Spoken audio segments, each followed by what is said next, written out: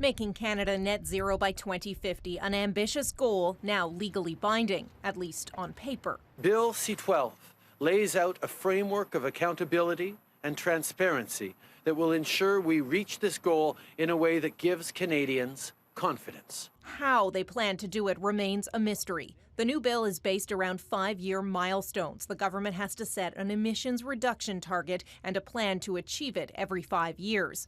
But the first milestone isn't until 2030, and we don't know the plan to get there either. We have committed to exceeding our 2030 targets. There is no plan for getting us to net zero.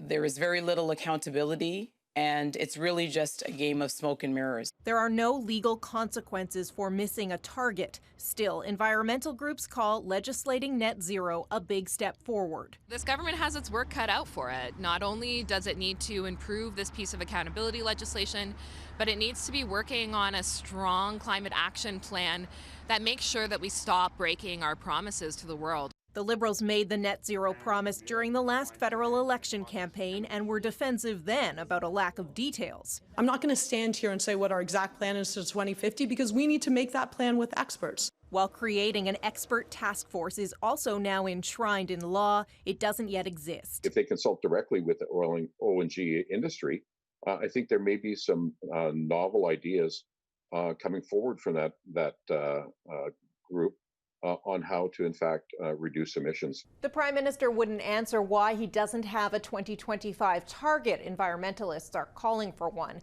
And while the government has given itself up to 9 months after the bill passes to offer details on the 2030 targets, the Environment Minister is promising more details in a matter of weeks. Abigail Bimman, Global News, Ottawa.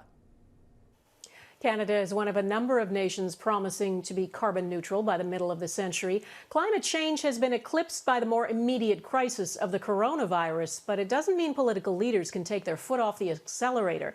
And now political change in the U.S. is spurring many nations to renew their calls to take action. Eric Sorensen reports.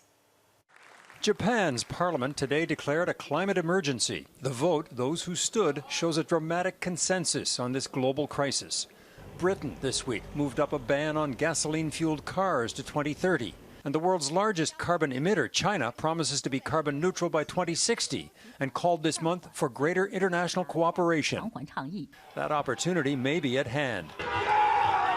Above all, global leaders see the election of a new U.S. president as an opportunity to accelerate climate action. It is time for a new transatlantic agenda fit for today's world. We all have a collective responsibility. There I see common ground. The change in Washington couldn't be more stark. From this, we saved our oil industry, and now it's very vibrant again. To a new message. By 2050, the United States will be 100% clean energy economy with net zero emissions. Joe Biden is proposing a $2 trillion plan to shift from oil and coal towards wind and other renewables.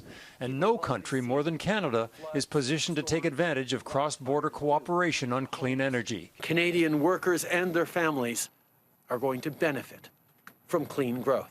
Having a Biden-Harris administration in the U.S. provides that, friendly, almost competition to be able to seize the opportunities that this low-carbon economy sector represents. Canada faces homegrown challenges in going green as a major carbon producer. But the change in Washington, like Biden's plan to rejoin the Paris Climate Agreement, is refocusing much of the world. Above all, climate change. Boris Johnson seems more than ready for Joe Biden. He wants to join us next year in leading the world in getting global greenhouse emissions down. As the world takes new steps to reduce carbon emissions, it also welcomes America's re-engagement on climate change. Eric Sorensen, Global News, Toronto.